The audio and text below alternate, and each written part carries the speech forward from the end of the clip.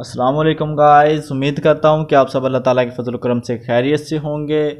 दोस्तों, आज की वीडियो हमारी यूरिक एसिड के मुतालिक है। यूरिक एसिड बहुत ही ख़तरनाक चीज़ है। इसकी वजह से कई लोगों का चलना फिरना भी दूभर हो जाता है।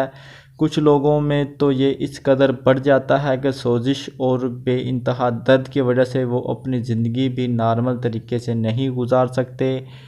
आइए आपको यूरिक एसिड की वजूहात और इसके इलाज का तरीका बताते हैं। यूरिक एसिड बढ़ने की कई वजूहात में जिनमें ब्लड प्रेशर, मोटापा, खून की कमी और चंबल शामिल हैं।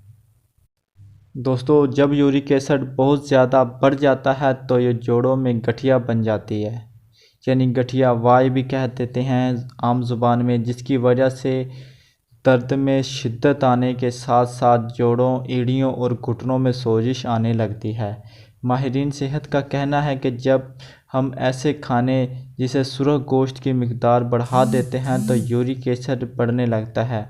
ऐसे सूरत हाल में आपको चाहिए कि अपने खाने में एहतियात करें और ज़्यादा से ज़्यादा पानी पिएं, ताकि पेशाब के रास्ते यूरिक एसिड निकले और जितना यूरिक एसिड निकलेगा, जितना ज़्यादा पेशाब आएगा, इतना ही यूरिक एसिड कम होगा, आपका मसला हल होगा।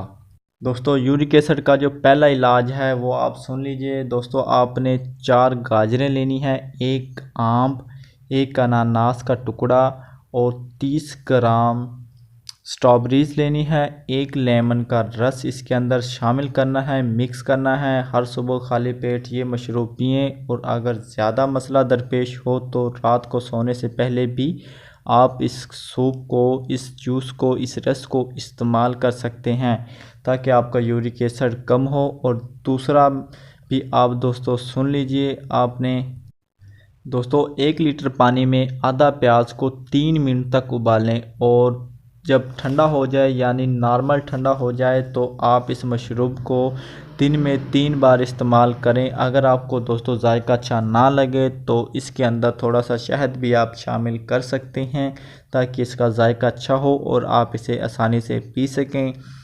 और दोस्तों, तीसरे नंबर पर है कि आपने एक छल्ली लेनी है 1 गिलास पानी में, यानी एक मकई की छल्ली लेनी है। 1 गिलास पानी में डालकर 10 मिनट तक उबालें।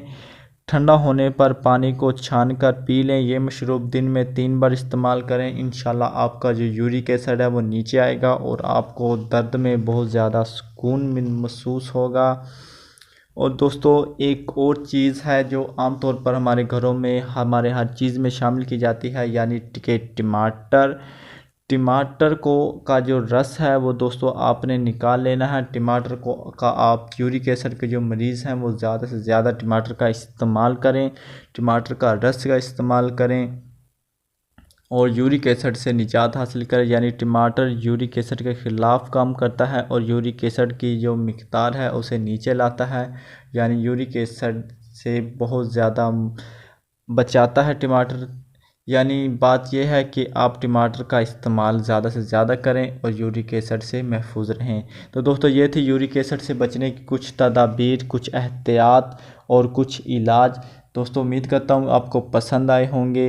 अगर पसंद आए हो तो हमारी वीडियो को लाइक करें और कमेंट करें। सवाल जवाब के लिए आप कमेंट कर सकते हैं। अगली वीडियो तक इजाज़त चाहता हूँ। अल्लाह हाफिज़।